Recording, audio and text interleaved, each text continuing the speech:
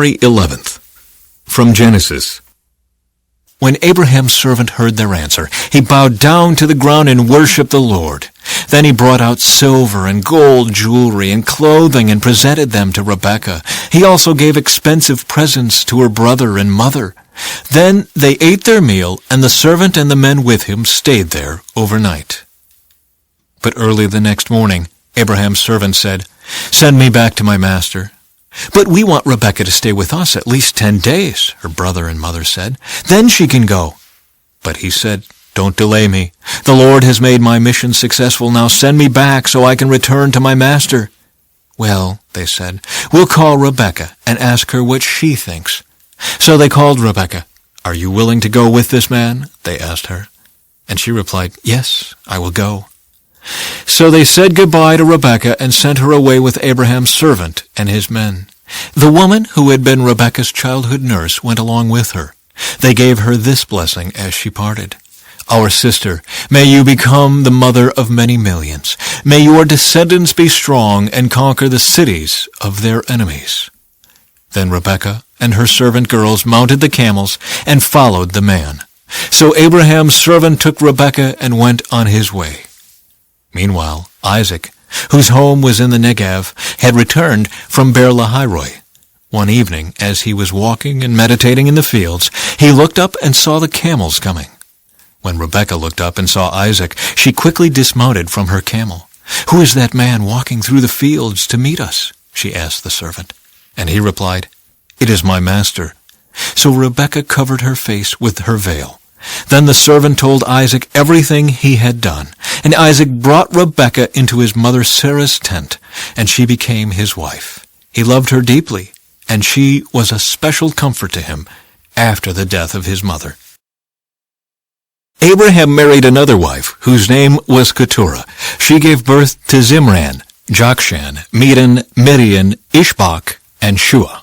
Jokshan was the father of Sheba and Dedan. Dedan's descendants were the Asherites, Letushites, and Leumites. Midian's sons were Ephah, Epher, Hanok, Abidah, and Eldah. These were all descendants of Abraham through Keturah. Abraham gave everything he owned to his son Isaac, but before he died he gave gifts to the sons of his concubines and sent them off to a land in the east, away from Isaac. Abraham lived for 175 years, and he died at a ripe old age, having lived a long and satisfying life. He breathed his last and joined his ancestors in death. His sons Isaac and Ishmael buried him in the cave of Machpelah near Mamre, in the field of Ephron, son of Zohar the Hittite.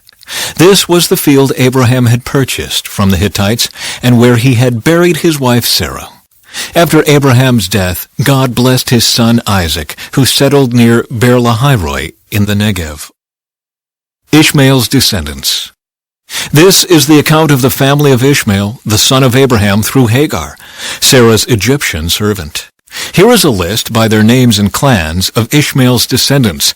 The oldest was Nebaioth, followed by Kedar, Adbeel, Mibsam, Mishma, Duma, Massa, Hadad, Tema, Jetur, Naphish, and Kedemah.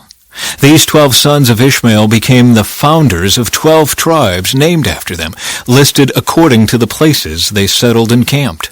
Ishmael lived for 137 years. Then he breathed his last and joined his ancestors in death. Ishmael's descendants occupied the region from Havilah to Shur, which is east of Egypt in the direction of Ashur. There they lived in open hostility toward all their relatives. The births of Esau and Jacob. This is the account of the family of Isaac, the son of Abraham. When Isaac was 40 years old, he married Rebekah, the daughter of Bethuel the Aramean from Padan Aram, and the sister of Laban the Aramean. Isaac pleaded with the Lord on behalf of his wife, because she was unable to have children. The Lord answered Isaac's prayer, and Rebekah became pregnant with twins. But the 2 children struggled with each other in her womb, so she went to ask the Lord about it. "Why is this happening to me?" she asked. And the Lord told her, The sons in your womb will become two nations. From the very beginning, the two nations will be rivals. One nation will be stronger than the other, and your older son will serve your younger son." And when the time came to give birth, Rebekah discovered that she did indeed have twins. The first one was very red at birth and covered with thick hair like a fur coat. So they named him Esau. Then the other twin was born with his hand grasping Esau's heel. So they named him Jacob. Isaac was 60 years old when the twins were born. Esau sells his birthright. As the boys grew up, Esau became a skillful hunter. He was an outdoorsman, but Jacob had a quiet temperament, preferring to stay at home. Isaac loved Esau because he enjoyed eating the wild game Esau brought home, but Rebekah loved Jacob. One day when Jacob was cooking some stew, Esau arrived home from the wilderness, exhausted and hungry. Esau said to Jacob, "I'm starved. Give me some of that red stew." This is how Esau got his other name, Edom, which means red. "All right," Jacob replied, "but trade me your rights as the firstborn son." "Look, I'm dying of starvation," said Esau. "What good is my birthright to me now?" But Jacob said, "First you must swear that your birthright is mine." So Esau swore an oath, thereby selling all his rights as the firstborn to his brother Jacob. Then Jacob gave Esau some bread and lentil stew. Esau ate the meal, then got up and left. He showed contempt for his rights as the firstborn. A severe famine now struck the land, as it happened before in Abraham's time. So Isaac moved to Gerar, where Abimelech, king of the Philistines, lived. The Lord appeared to Isaac and said, "Do not go down to Egypt, but do as I tell you. Live here as a foreigner in this land, and I will be with you and bless you. I hereby confirm that I will give all these lands to you and your descendants, just as I solemnly promised Abraham your father. I will cause your descendants to become as numerous as the stars of the sky, and I will give them all these lands. And through your descendants all the nations of the earth will be blessed. I will do this because Abraham listened to me and obeyed all my requirements, commands, decrees, and instructions." So Isaac stayed in Gerar. When the men who lived there asked Isaac about his wife, Rebekah, he said, "She is my sister." He was afraid to say, "She is my wife." He thought, "They will kill me to get her, because she is so beautiful." But some time later, Abimelech, king of the Philistines, looked out his window and saw Isaac caressing Rebekah. Immediately, Abimelech called for Isaac and exclaimed, "She is obviously your wife. Why did you say she is my sister?" "Because I was afraid someone would kill me to get her from me," Isaac replied. "How could you do this to us?" Abimelech exclaimed. "One of my people might easily have taken your wife and slept with her, and you would have made us guilty of great sin." Then Abimelech issued a public proclamation. "Anyone who touches this man or his wife will be put to death." Conflict over water rights. When Isaac planted his crops that year, he harvested 100 times more grain than he planted, for the Lord blessed him. He became a very rich man, and his wealth continued to grow. He acquired so many flocks of sheep and goats, herds of cattle, and servants that the Philistines became jealous of him. So the Philistines filled up all of Isaac's wells with dirt. These were the wells that had been dug by the servants of his father Abraham. Finally, Abimelech ordered Isaac to leave the country. "Go somewhere else," he said, "for you have become too powerful for us." From Matthew. When Jesus saw the crowd around him, he instructed his disciples to cross to the other side of the lake. Then one of the teachers of religious law said to him, "Teacher, I will follow you wherever you go." But Jesus replied, "Foxes have dens to live in, and birds have nests, but the Son of Man has no place even to lay his head." Another of his disciples said, "Lord, first let me return home and bury my father."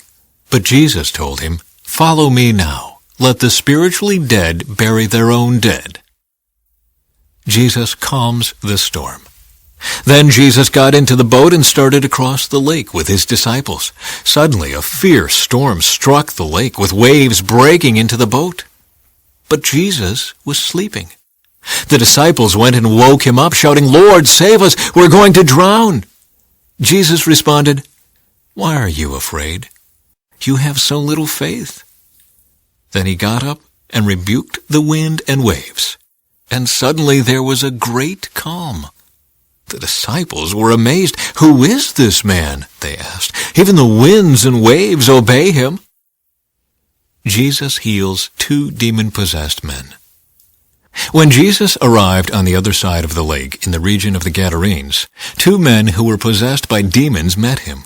They lived in a cemetery and were so violent that no one could go through that area. They began screaming at him, "Why are you interfering with us, Son of God? Have you come here to torture us before God's appointed time?"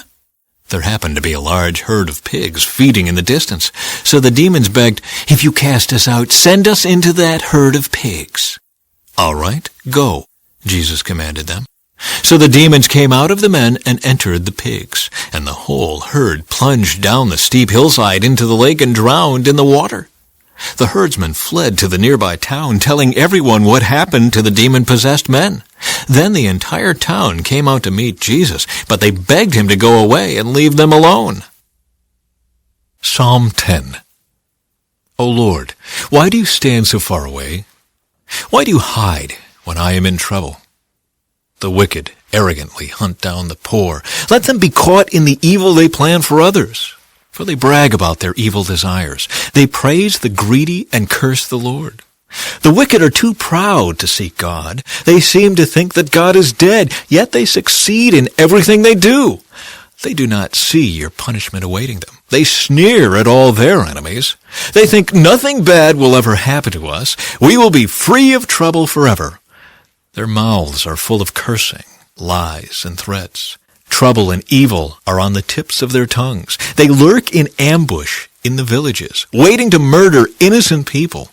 They are always searching for helpless victims. Like lions crouched in hiding, they wait to pounce on the helpless. Like hunters, they capture the helpless and drag them away in nets. Their helpless victims are crushed. They fall beneath the strength of the wicked. The wicked think, God isn't watching us. He has closed his eyes and won't even see what we do. Arise, O Lord, punish the wicked, O God. Do not ignore the helpless. Why do the wicked get away with despising God? They think God will never call us to account, but you see the trouble and grief they cause. You take note of it and punish them. The helpless put their trust in you. You defend the orphans. Break the arms of these wicked, evil people. Go after them until the last one is destroyed. From Proverbs. Don't be impressed with your own wisdom. Instead, fear the Lord and turn away from evil. Then you will have healing for your body and strength for your bones.